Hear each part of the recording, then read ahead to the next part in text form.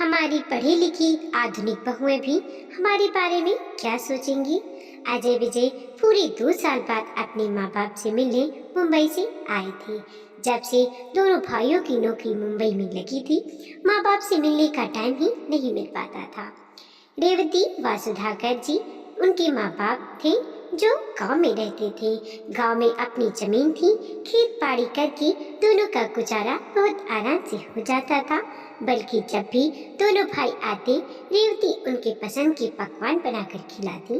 वापस जाने पर ढेर सारी चीजें उनको दे देती कि वहाँ मुंबई में तो सारी चीजें बहुत महंगा है और मिलावटी भी। यह सिलसिला जब तक चलता रहा तब तक उन दोनों की शादी नहीं हुई थी। शादी भी दोनों भाइयों ने अपने साथ पढ़ती अपने पसंद की लड़कियों से कर ली थी। रेवती व सुधाकर ने अपने मन को यह सोचकर समझा लिया था कि बदलते वक्त का ही यह शायद तकाजा है। आजकल बच्चे अपनी पसंद से ही शादी करते हैं, फिर माँ बाप को उन्हें स्वीकार करना ही पड़ता है बच्चों की खुशी के खातिर।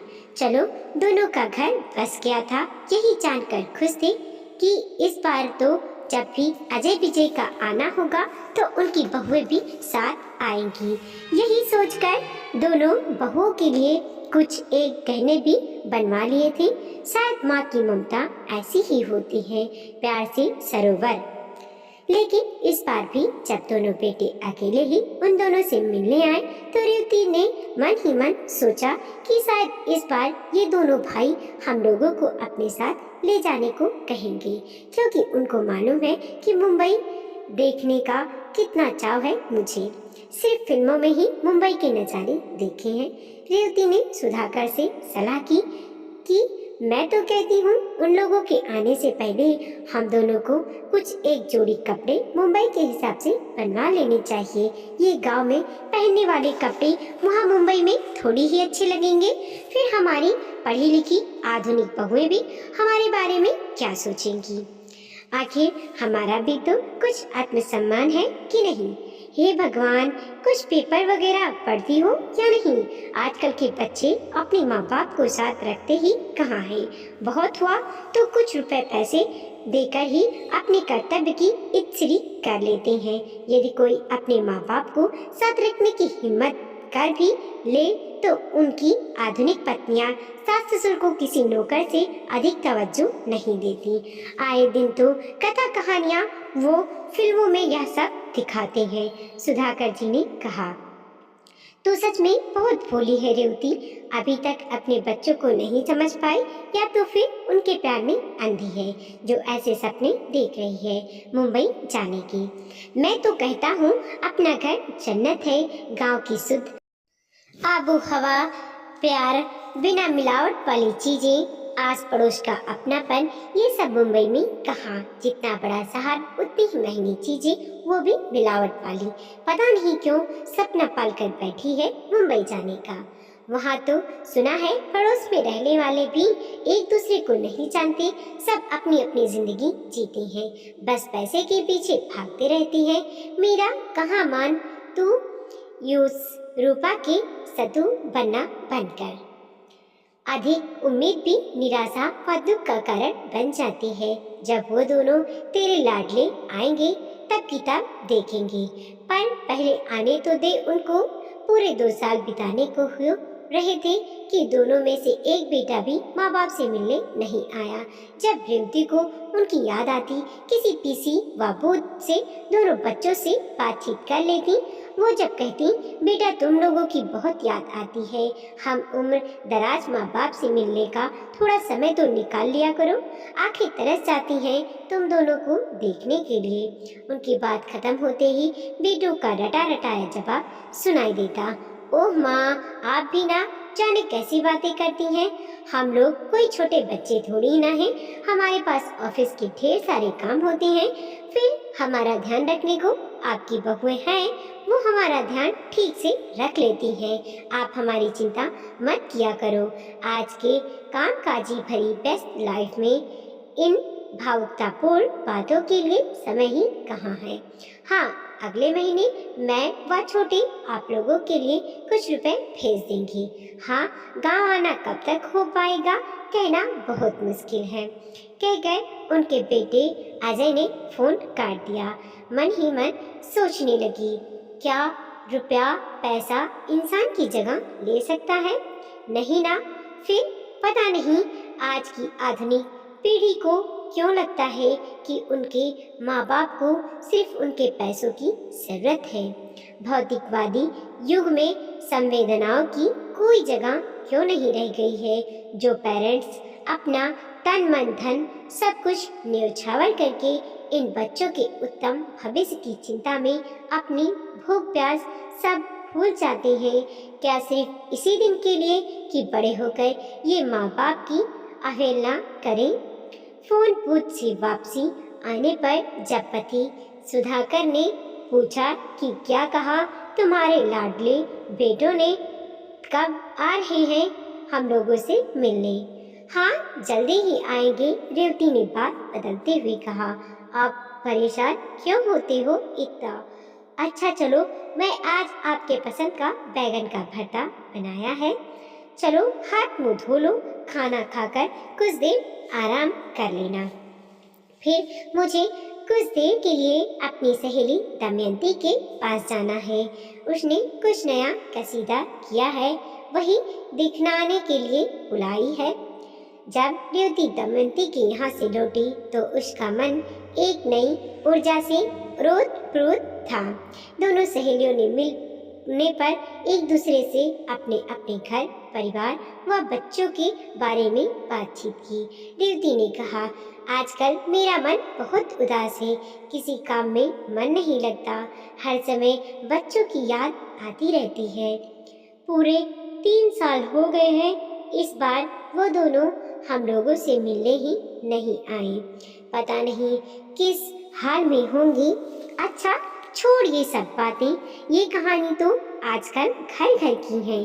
तू यह देख, मैंने कितना सुंदर कसीदा करके एक बेड कवर बनाया है, और जानती है ये बेड कवर एक दुकानदार ने पूरे 1000 में भी खरीद लिया है। हुआ यूं कि जब उस दिन मैं यह कसीदा कर रही थी तो उसी समय इनके एक दोस्त का आना हुआ। मैं यह कसीदा वहीं छोड़कर उनके लिए चाय बनाने रसोई में आई। इस बीच उन्होंने इस कसीदे को देखते हुए कहा कि अरे, आजकल इस तरह के हाथ की बनी कसीदाकारी की मार्केट में बहुत डिमांड है। मेरा एक दोस्त इस तरह की हस्तकला का मुरीद है, वह इन चीज़ों को खरीदकर विदेश में बेचता है। क्या इस तरह की और चीज़ें बनाकर आप लोग हमें दे सकती हैं? आप लोगों को घर बैठे कमाई का जरिया मिल जाएगा। जानती हैं, मुझे तो विश्वास ही नहीं हुआ, पर कहते हैं ना, हीरे की पहचान उनकी पारखी को ही होती है, बाकी लोगों के लिए तो वह एक महज पत्थर ही होता है। मुद्दे की बात यह है कि तू भी इस कला में माहिर है, तो ऐसा करते हैं, अपने आस पास की कितनी ही ऐसी महिलाएं हैं जो एकदम मस्त कसीदा व पैच वर्क करने में माहिर हैं। फिर हम लोग पहले कुछ नायाब नमूने बनाकर गांव के मेले में रखेंगे। इस मेले में दूर दूर से लोग आते हैं। यदि हमारी कला लोगों को पसंद आई तो 10 से 12 औरतों का यह समूह बनाकर एक लघु उद्योग जैसा खोल लेंगे। जानती है, इस उद्योग का नाम रखेंगे खुशी एंटरप्राइज। हम अपनी खुशियों के लिए बच्चों पर कब तक निर्भर रहेंगे? ये खुशियाँ सिर्फ हमारी होंगी, इस पर सिर्फ हमारा अधिकार होगा। घर वापस आने पर रेवती ने सारी बातें सुधाकर जी को बताईं। सुधाकर जी ने खुश होकर कहा, ये हुई ना कोई बात, अब कम से कम अपनी खुशियों के बारे में तो सोचोगी, नहीं तो तुम्हारी जिंदगी तो हमेशा बच्चों के इर्द गिर्द ही घूमती रहती है। मार्केट का काम मैं व दमयंती के पति संभाल लेंगे। तुम लोग तो बस नई नई डिजाइन के बेड कवर, कुशन कवर व इसी तरह की अन्य चीजें बनाकर तैयार करना। कुछ सखियों के द्वारा मिलकर घर में शुरू किया गया काम मात्र 6 महीनों में खूब फलने फूलने लगा।